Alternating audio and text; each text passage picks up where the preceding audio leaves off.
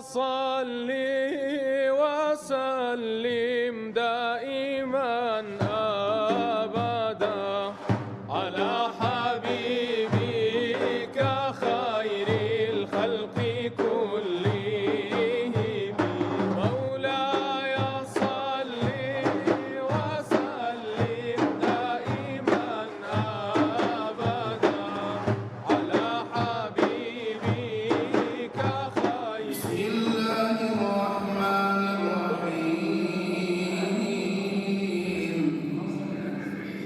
شهد الله أنه لا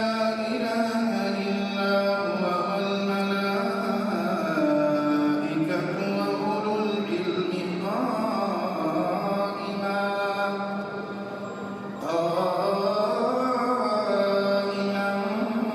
بالقسط لا إله إلا هو العزيز الحكيم. إن الدين عند الله الإسلام وما اختلف الذين أوتوا الكتاب إلا من بعد ما جاءهم العلم بغيا بينهم ومن يكفر بآيات الله فإن الله سريع الحساب.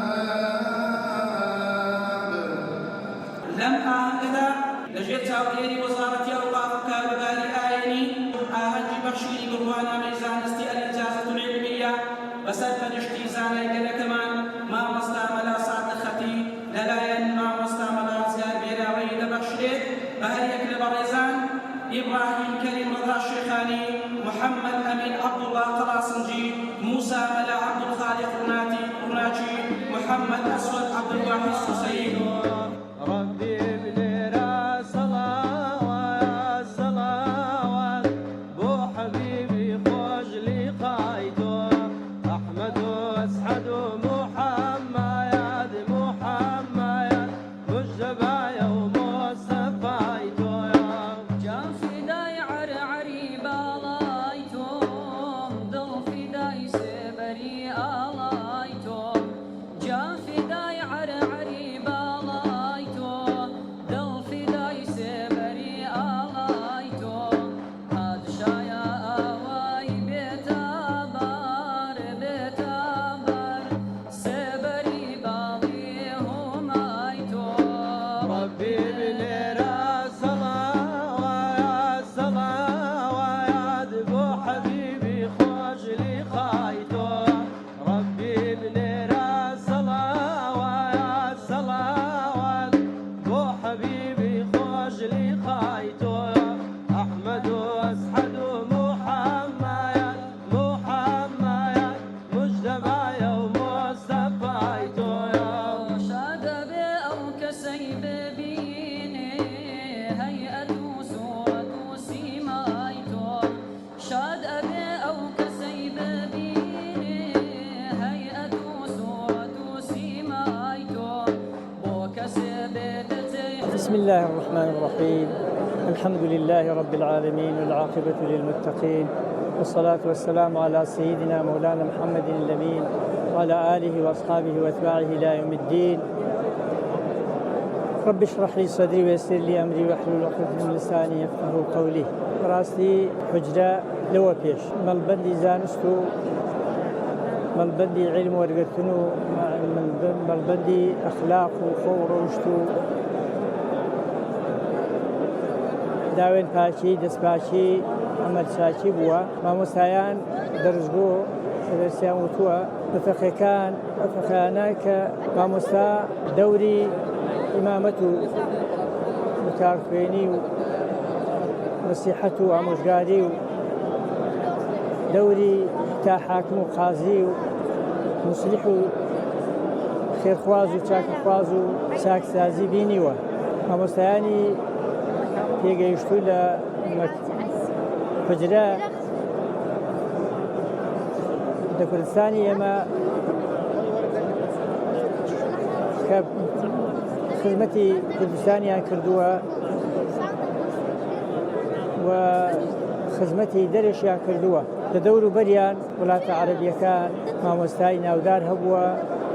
و ئێستاش هەر هەنە بەڵام بەداخەوە ئێستا لە ئازادبوونی کوردستانیش خەڵکی کوردستان هەر باش بووە لەگەڵ حوجرە خزمەتی حوجرەیان کردووە لە پێشدا مزگەوتیان دروست کردووە حوجرەیان دروست کردووە فەقەیان بۆ مامۆستا ڕاگرتووە هەتا ژیانی مامۆستا و مەسرەفی فەقەیان هەر لەسەر شانی میلەت بووە لەو دوایانە دەوری حوجرەکە بووەوە ڕاستی لە دەستەڵاتی خۆماندا لە دەستەڵاتی حکومڕانی کوردیدا مافی حوجرە بە تەواوی نەدراوە ڕێزێکی وا لە دەرچوانی حوجرە نەدراوە کە شیاوی خوێندن و خۆزیێدان و شەونوخوونی و یان لە هەندێک جار بەرچیبوون و خەول و خۆ حرامکردن نەبووە ئێستاش ئەلحەمدوللا کوردستان وەکو ژیانەوەیەکی حوجرە دەورێکی باشی هەیە حوجرەکان زۆرن لە کوردستان بە زۆری شەر خزمەتی حوجرە هەر وەکو پێشان هەر لە سەرشانی خێرخوازان و میلەتیە چاوەڕوانی کە حکومەتی خۆمان ئاورێکی جددی لە حوجرە بداتەوە دەستخۆشی لە مامۆستایان بکە شوێن و جێگا و ڕێگای فەقەیان فراوانتر و باشتر بکە و خوێندنیان حسابێکی باشتریان بۆ بکرێ فەقەی چەند ساڵێ دەخوێنی لە پێشدا 12 ساڵ کەمتر فەقەی دەرنەدەچوو بە سەعیکردن و تێکۆشانێکی شەو ڕۆژی بە برچیبوون و بە فانۆس و شوێنی نالایەق و جێی باشیان نەبووە بەڵام خزمەتێکی زۆریان هەبووە ئێستا فەقی زۆرن بەڵام بەداخەوە دەڵێن وەکو پێشان ناخوێن لەبارەی سەعیکردن لەبارەی خۆمەشغوڵکردن بە شتی لا بەلاوە میدەوارین باش بن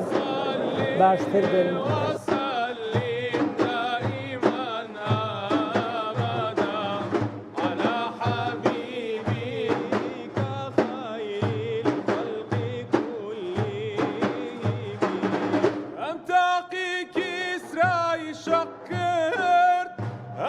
بسم الله الحمد لله والصلاة والسلام على محمد رسول الله وعلى آله وصحبه ومن والاه مراسمی بەخشینی بڕوانامەی زانستی الإجازة العلمية بەسەرپەرشتی زانا و مامۆستا و عالم مامۆستا مەلا سادقی خەتێ لەلایەن بەندەوە بەو قوتابیانەی کە بۆ ماوەی 8 ساڵ لە حوجرە و لە مزگەوتی بێراوە خەریکی تەدریس و خوێندن بوون لە خلالی ئەو 8 ساڵە تەواوی مادەکانی علومی شەرعیان بە پشتیوانی خوای گەورە تەواو کرد الحەمدولله بە ئێستاش کاتی و ساتی ئەوەیان بوو کە مندیل و تازی شەڕەفیان لە سەر بندرێ بۆ ئەوی بتوان خزمەتی خاک و وڵات و دین و گەلی ئەو مجتەمع و کۆمەلگایە بکەن کە تێیدا ئەژێن خوای گەورە سوبحانەهو وتەعالە لە هەموو لایەکی قبوڵ کە و هەموو لایەکی سەرفرازکە ئینشاء الله ژمارەی قوتابیەکان 4 قوتابین کە تەواو بووین الحەمدولله لە ماوەی ئەو 8 ساڵەدا خوای گەورە بیان کات بە زانا و دانای ئەو گەلە ئینشاء الله. بسم الله الرحمن الرحيم به نستعين الحمد لله والصلاة والسلام على رسول الله وآله وصحبه من والاه. سواس كان بە ڕێزەکەتان دەکەم کەەوە ئامادەبوون لەو ئیجازەنامەیە خۆی گەورە پاداشت بەخێرتان بداتەوە یا ڕەبی کاتێک توێشی قیامەت ئینشاء الله وەکو فەقێک و تاڵیبێکی گچکە لە خزمەت ئەو مامۆستای بە ڕێزانە چۆکمان داداوە خلالی 8 ساڵ لە خزمەت ئەو مامۆستایانە بین تاوەکو توانیمان کتابەکان قۆناغ بە قۆناغ بڕین هەتاوەکو گەیشتنە قۆناغی کۆتایی الحەمدولله سوپاس بە خۆی گەورەکەوە توانیمان هەموو کتابەکان تەواو بکەین ساکەژەڵ و ئیجازەنامەی و لە خزمەت جەنابتانین خۆی گەورە پاداشت بەخێرتان بداتەوە یا ڕەبی. تەمان عوزرەکان پێویستیان بە ئاوادەبوونێکی نوێ هەیە و پێویستە خەڵکی زیاتر ڕوو لە علومی شەرعی بکاتن لەبەر ئەوەی ڕۆژگارەکە بەڕاستی خەڵکە بە عامەتی خراپ بووە زانستە شەرعیەکان و هەروەها مزگەوتەکان ئەو شوێنە نەکەوا دەتوانن پێگەی خەڵکی زیاترکەن و هەروەها کۆمەلگا بەرەو پێش ببن تا پێویستمە بە زانستی شەرعیە و خەڵکێکی زۆر بێ بە فەقێ و بێ بە تاڵیبی شەرعی هەتاوەکو بتوانێت بگاتە بۆ ئاستا. طبعاً کاریگەری زانستی شەرعی زۆرە وهروە دەتوانی مجتەمع و کۆمەڵگا ئیسلاح بکە و دەتوانێت کۆمەڵگا بە شێوازێکی دروست پێ بگەین بیگاتەوە قۆناغێکەوە بێتە کەسایەتێکی گەورە و کەسایەتێکی دیارە ناو مجتەمەعی ئیسلامی بێتە ئومەتی پێغەمبەری صلی الله عليه وسلم. بسم الله الرحمن الرحيم الحمد لله رب العالمين والصلاة والسلام على خير خلقه محمد وعلى آله وصحبه أجمعين. من موسى عبد الخالق محمد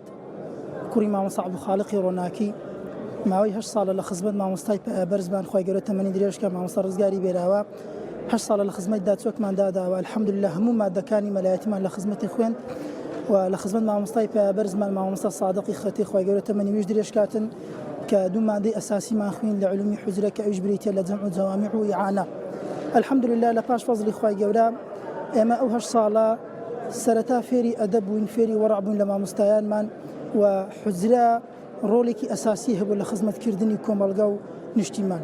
ئەگە تەمەشا بکەی بەردی بناغی شۆڕژ لە مزگەوتدانرایە ئەگە تەمەشا بکەی لە حوزرەکان چاندەها شاعیر و ئەدیب پێگەیشتینە و الحەمدولله ئەو کاروانەش هەر بەردەوامە و الحەمدولله ئێمە هەر لەگەڵ ئەو مامۆستای بەڕێزانەی برام کە الحەمدولله هەر چارمان بە کالورەسمان هەیە لە شەریعەی لایانی ئەکادمیشمان تەواو کردیە و الحەمدولله لە حوزرەی بێراوە لە گەڕەشی هەولێری نوێ چەندەها فەقێمان هەیە و إن الله صالانی داهاتوشدا چەندین وەجبەی فەقێ پێ دەگەن و ئەو کاروانە بەردەوام دەبن لە خزمەتکردنی ئاینی پیرۆزی ئیسلام.